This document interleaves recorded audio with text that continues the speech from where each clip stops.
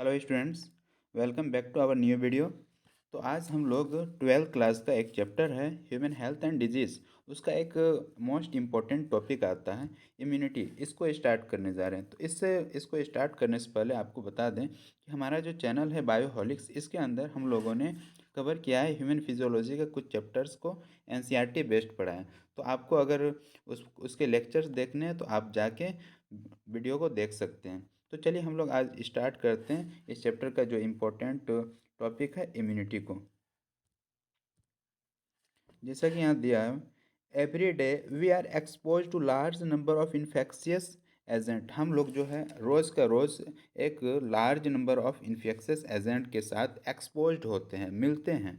लेकिन however only a few of this exposure result in disease. लेकिन उनमें से कुछ ही बार क्या होता है कि हम लोग डिजीज्ड होते हैं, हम लोग बीमार पड़ते हैं। वाई? ये क्यों होता है? This is due to the fact that the body is able to defend itself from most of this foreign agent। क्या होता है कि बॉडी के पास ऐसा कुछ क्षमता है जिसके कारण वो most of the foreign agent के साथ डिफेंड कर जाता है। वो क्या है उसके बारे में हम लोग यहाँ पे देखते हैं।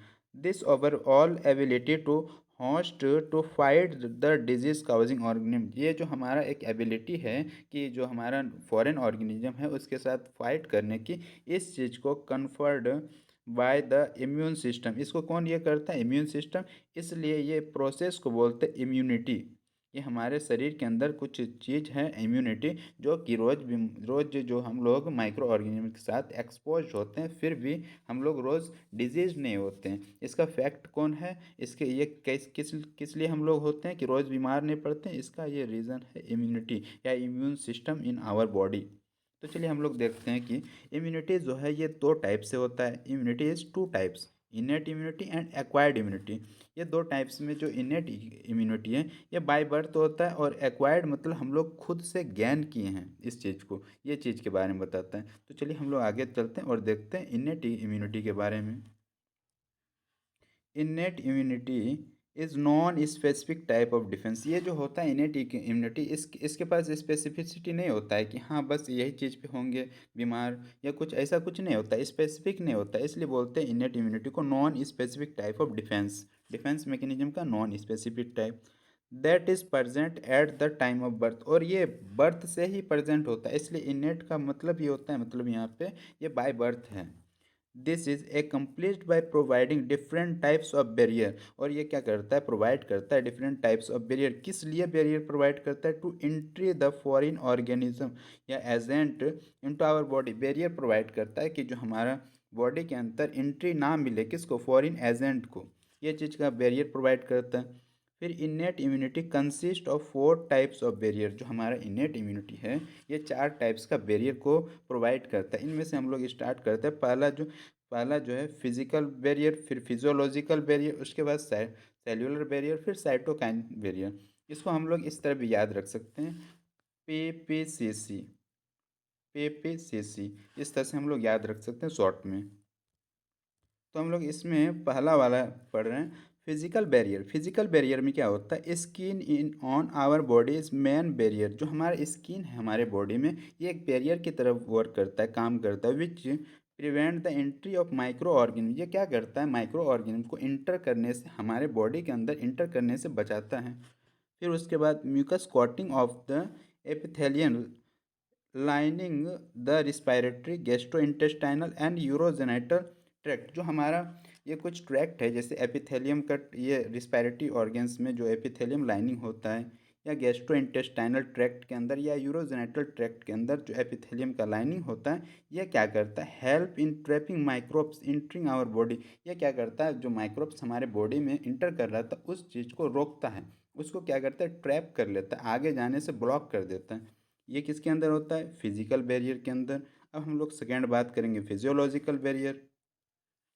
फिजियोलॉजिकल बैरियर के अंदर एसिड इन स्टमक। जो हमारा स्टमक होता है वहाँ पे एसिड रिलीज होता है, एसिड HCl। तो वो क्या करता है? एसिड हो गया। फिर saliva in mouth, tears from I. हमारे आँख से जो आंसू आते हैं, tears, all prevent microbial growth. ये क्या करते हैं? माइक्रोबियल ग्रोथ को वो इनहिबिट कर देते हैं। क्यों? मतलब जो माइक्रोब्स होते हैं उसको लाइसिस करके उसकी ग्रोथ को इनहिबिट कर देते हैं, इसलिए इसको बोलते हैं फिजियोलॉजिकल बैरियर। अब हम लोग आगे देखते हैं सेल्यूलर बैरियर। अब सेल्यूलर बैरियर के अंदर क्या होगा, कुछ सेल्स होंगे जो कि हम यहाँ पे बैरियर के जैसा काम करेगा फॉरेन पार्टिकल्स को अंदर अगर चला गया तो उसको मारने में। तो चलिए इसको देखते हैं सेल्यूलर बैरियर के बारे में। Certain types of leucocyte, leucocyte means WBC, कुछ WBC of our body like polymorphonuclear leucocyte, इसको शॉर्ट में क्या बोलते हैं, PMNL न्यूट्रोफिल्स। ये हमारे कुछ WBC एंड उसके बाद आगे बात करते हैं monocyte and natural killer. Natural killer क्या होता है, ये एक टाइप का लिम्फोसाइट होता है। नेचुरल किलर इसको टाइप्स ऑफ लिम्फोसाइट है in the blood as well as macrophage in tissue. और मैक्रोफेज टिश्यू के अंदर क्या करता है, can phagocyte and destroy the microbe. जो हमारा माइक्रोब्स हमारे बॉडी के अंदर अगर चला गया तो उसको कौन क्या करेगा, ये सब डिस्ट्रॉय करके उसको ख़त्म कर देगा, जिससे हम फिर बीमार नहीं पड़े। और इसी चीज़ को क्या बोलते हैं, इम्यूनिटी बोलते हैं। या और ये कौन सा सिस्टम वर्क करता है, इम्यून सिस्टम। तो हमारा फोर्थ बैरियर है साइटोकाइन बैरियर। साइटोकाइन बैरियर के अंदर क्या होता है कि वायरस इन्फेक्टेड सेल, जो हमारे शरीर के अंदर कुछ वायरस इन्फेक्टेड सेल होते हैं, वो क्या करते हैं, सिक्रेट करते हैं प्रोटीन्स को, सिक्रेट प्रोटीन्स कॉल्ड इंटरफेरॉन्स। और इस प्रोटीन्स को बोलते हैं इंटरफेरॉन। और ये इंटरफेरॉन क्या करता है, which protect non infected cell. ये क्या करता है, नॉन इन्फेक्टेड सेल को प्रोटेक्ट करते हैं कौन, इंटरफेरॉन। किससे, फर्दर वायरल इन्फेक्शन से, फर्दर वायरल इन्फेक्शन से बचाता है कौन, इंटरफेरॉन। और ये इंटरफेरॉन किससे रिलीज होता है, वायरस इन्फेक्टेड सेल से। और इंटरफेरॉन का ये नेचर क्या होता है, प्रोटीनियस नेचर होता है, प्रोटीन्स का बना होता है। चलिए हम लोग आगे पढ़ते हैं एक्वायर्ड इम्यूनिटी के बारे में। Acquired immunity, acquired immunity on the other hand अगर बात करें तो इज़ द पैथोजन स्पेसिफिक। ये क्या होता है, पैथोजन स्पेसिफिक होता है। जबकि हमारा इनेट इम्यूनिटी था वो पैथोजन स्पेसिफिक नहीं था, वो नॉन स्पेसिफिक था। It is characterized by memory, ये वाला इम्पोर्टेंट है। जो हमारा एक्वायर्ड इम्यूनिटी होता है ये कैरेक्टराइज्ड होता है किससे, मेमोरी से। देखिए इसका मतलब क्या होता है, this means that our body when it encounters a pathogen for first time. जो हमारा हमारा बॉडी किसी पैथोजन के साथ इनकाउंटर करता है फर्स्ट टाइम, तो क्या होता है उस time, produces response called primary response. उस टाइम रिस्पॉन्स प्रोड्यूस करता है, उसको प्राइमरी रिस्पॉन्स कहते हैं, which is of low intensity. और उस टाइम उसका जो इंटेंसिटी होता है रिस्पॉन्स का वो लो होता है। लेकिन subsequent encounter with the same pathogen, but जो वो पैथोजन दूसरे बार आएगा उसी पैथोजन, तो देखो क्या होता है, इल्सिट्स ये हाईली इंटेंसिफाइड सेकेंडरी और एनामेस्टिक रिस्पॉन्स। वो पैथोजन अगर फिर से आए हमारे शरीर के अंदर, तो हमारे शरीर के अंदर क्या होता है, इम्यून सिस्टम या इम्यूनिटी के अंदर क्या होता है, वो मेमोरी बन जाता है और पता चलता है कि हाँ फिर से वही पैथोजन आया। तो उस टाइम जो ये होता है हाईली इंटेंसिफाइड होता है, बहुत ज़्यादा इंटेंसिटी के साथ उस चीज़ को पहचाना जाता है।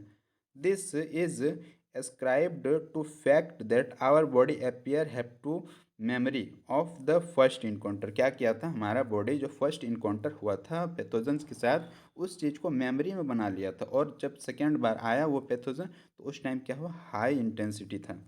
अब हम लोग आगे बढ़ते हैं इस चीज़ में, द प्राइमरी एंड सेकेंडरी।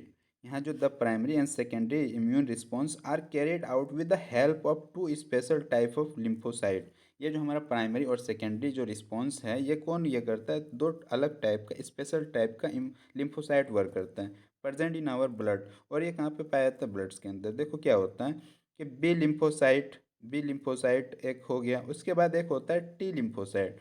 अब जो बी लिम्फोसाइट है, the B lymphocyte produces an army of proteins.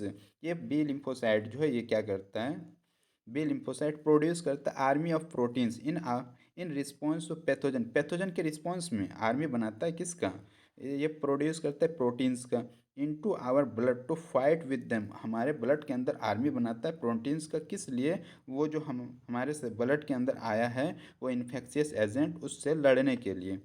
This proteins are called antibodies. और ये जो प्रोटीन्स बना है इस चीज़ को हम लोग बोलते हैं एंटीबॉडीज, है ना। अब यहाँ पे the T sell them self do not secret antibodies. ये टी सेल जो है ये अपने आप में एंटीबॉडीज़ को सीक्रेट नहीं करता है, बट क्या करता है, बट हेल्प बी सेल। लेकिन बी सेल को हेल्प करता है किस लिए, टू प्रोड्यूस देम। ये बी सेल को ये करता है हेल्प कि आप बनाइए एंटीबॉडी। इसलिए ईच एंटीबॉडी मॉलिक्यूल है 4 पेप्टाइड चेन। जो हमारा एंटीबॉडी ये जो है अभी इसके बारे में पढ़ेंगे, इसके अंदर 4 पेप्टाइड चेन्स होता है। इसमें से 2 स्मॉल होता है जिसको लाइट चेन बोलते हैं, एंड 2 लॉन्गर होता है, 2 लंबा होता है जिसको हैवी चेन बोलते हैं। Hence an antibody is represented as H2L2। ये वाला इंपॉर्टेंट है, पूछा जाता है कि हम एंटीबॉडी को किस तरह से रिप्रेजेंट कर सकते हैं। तो एंटीबॉडी को रिप्रेजेंट करने के लिए H2L2 से रिप्रेजेंट करते हैं इसको। उसके बाद हम लोग यहाँ पे आगे देखते हैं, different types of antibodies are produced in our body. अलग अलग टाइप्स के एंटीबॉडीज़ प्रोड्यूस होते हैं हमारे शरीर के अंदर। उनमें से कुछ का एग्जांपल है जिसको हम लोग इस तरह से भी याद कर सकते हैं, गम दे। मतलब इसका क्या हुआ, first G for IgG, A for IgA, M for IgM, D for IgD और ई फॉर IgE। इस तरह से आप याद कर सकते हैं इसको मेमोराइजेशन के लिए। तो वही है IgA, IgM, IgE, IgG are some of them. ये एंटीबॉडीज का कुछ टाइप्स हैं। और इसको a cartoon of an antibody is given in figure 8.4। ये अभी फिगर हम पढ़ेंगे उसमें दिया हुआ है, कार्टून दिया हुआ है एंटीबॉडी का।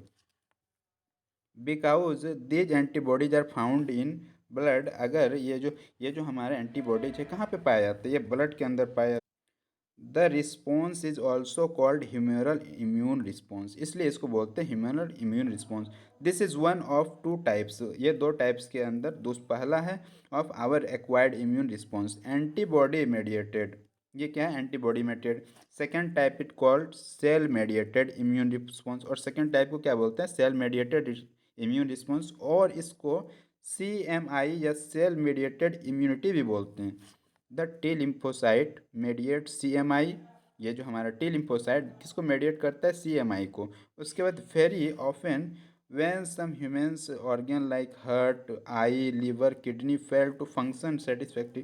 क्या होता है कि कभी कभी हमारे ह्यूमंस का ऑर्गन्स जैसे हार्ट हो गया, आई हो गया, लीवर, किडनी फेल कर जाता है फंक्शन से। तो उस टाइम क्या करते हैं हम लोग, सोचते हैं ट्रांसपर ट्रांसप्लांटेशन इज ओनली रेमेडी। उस टाइम हमको ट्रांसप्लांट करने का एक लास्ट उपाय बचता है, to enable the patient to live a normal life. Patient को नॉर्मल लाइफ जीने के लिए ट्रांसप्लांटेशन वो लास्ट उपाय बचता है। देन क्या करते हैं, देन ए सर्च बिगिन, और सर्च स्टार्ट कर देते हैं, किस लिए, to find a suitable donor. एक सुटेबल डोनर उस टाइम हम लोग ढूंढते हैं, क्यों। वाई इज क्वेश्चन दिया हुआ है, why is that organ can not be taken from just any body. हम किसी से भी ऑर्गन को क्यों नहीं ले सकते हैं। तो व्हाट इज दैट, क्यों ऐसा होता है, तो इसके बारे में चलिए हम देखते हैं। उससे पहले इसके बारे में थोड़ा देख लेते हैं। एंटीबॉडी का जो यहाँ पे कार्टून बना हुआ है, ये जो साइट होता है इसको बोलते हैं एंटीजन बाइंडिंग साइट। ये देखो एंटीजन बाइंडिंग साइट। उसके बाद हम जैसे बताए थे 4 चेन होता है, तो ये लाइट चेन हो गया, यहाँ पे भी ये भी लाइट चेन, और ये दोनों क्या है, हैवी चेन है। ये हमारा टोटल हो गया 4 चेन।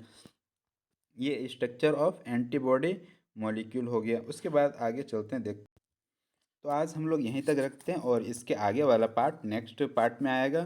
तो तब तक आप देखिए लेक्चर्स को, और अगर आपको मेरा वीडियो पसंद आता है तो आप सब्सक्राइब कर सकते हैं चैनल्स को, और अपने दोस्तों के साथ शेयर कर सकते हैं। तब तक पढ़ते रहिए। All the very best.